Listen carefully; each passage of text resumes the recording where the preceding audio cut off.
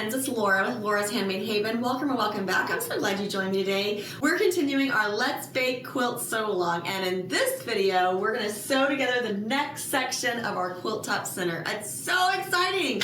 So for this section, we're going to be joining our mom's cake, our cute little oven, our beautiful little tablecloth, our cookie pan, and 2 of our spatulas. Now when all of these are together, they will join to this first section up here right underneath. Now I'm going to leave them separate for right now, but eventually I'll be sewing those together. So we'll have 3 main sections going this way, and then we'll have another section going vertically on the side. So let's get all of our blocks off the design board and to the sewing machine so we can sew up this next section of the quilt.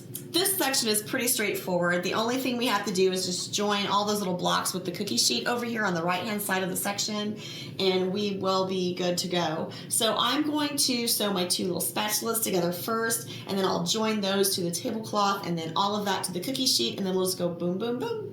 So when you're working with any of your blocks, you just want to make sure that you line up your corners really good. And if it's an applique piece, just make sure that you remember anytime you get close to these applique shapes, just slow down just a smidge, just to make sure it doesn't wiggle on you. You may need to kind of push it just a little bit just to make sure that that is all good. Now there is no way that I can not cut my thread when I'm doing this, so I'm just going to have to suck it up, buttercup, and cut off my thread.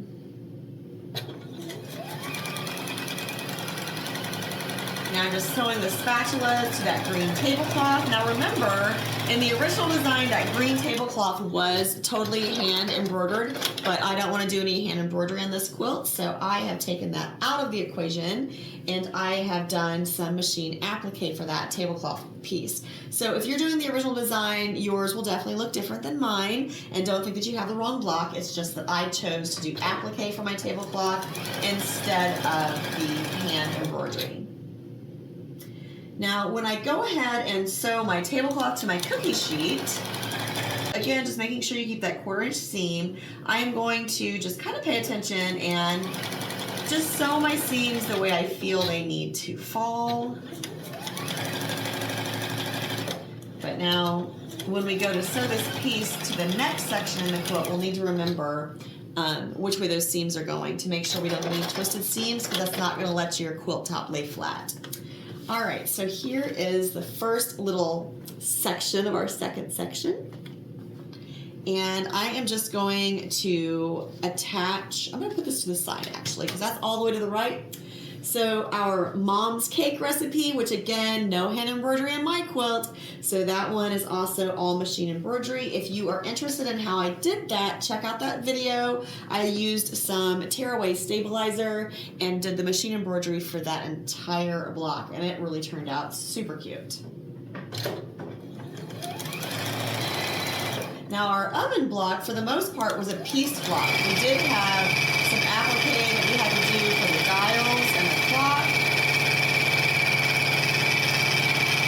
And again, if you have questions on any of these blocks, I have videos that went over every single one of them. So make sure you check those out and use all those tips. All right, here's the last piece to our section. We're just gonna line up those corners again.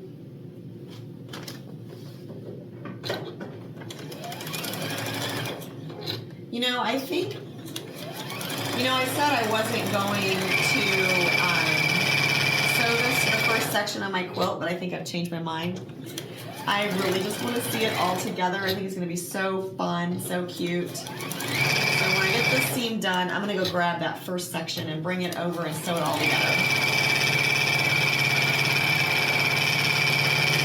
All right, the first section of the quilt is above the second section, which that makes sense, right? So I'm just going to open these up, get them positioned, and we'll start sewing this together. Now, if you compare my quilt to the original design, you're going to see that I do have a few differences in mine. Again, I took all the hand embroidery out of it, but I also changed the little strip that goes between, that has the eggs on it, because I messed up on my Let's Bake block. So it's a little different, but it's going to be super cute. And I definitely have a few other accidental modifications.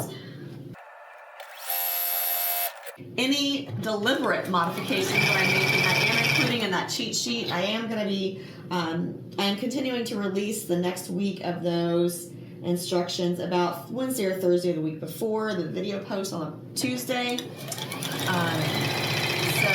if you want to kind of try to stay ahead and have all your pieces cut and ready to go for each week's video, you can do that.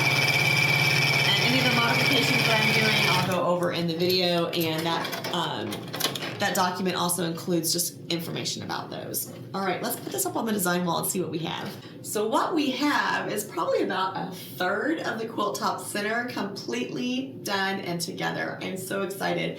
So what I'm gonna do is I'm gonna walk through some of the modifications I've done so far. That way, just in case you've lost track or this is the first video you've seen and you're comparing it to the original design, that way you understand where the differences have come into play. First of all, I'm doing machine applique on the entire quilt. So all of my pieces are machine applique down into place.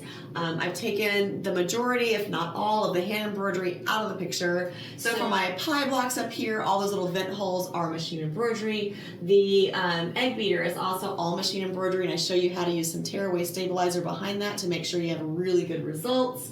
All of my stitched flower borders, I took all the hand stitching out of those and I turned those all into little applique flowers. So you'll see applique flowers in my border and in my quilt top center where the stitched flowers were before. Same thing with the tablecloth block, although I did pay a little bit of an homage and a wink to the original design, and I kept it all the same fabrics, all the same green in that entire block, except for the stems, of course. And then let's see, the towel on the oven door, I did change this from machine embroidery to just an accent fabric.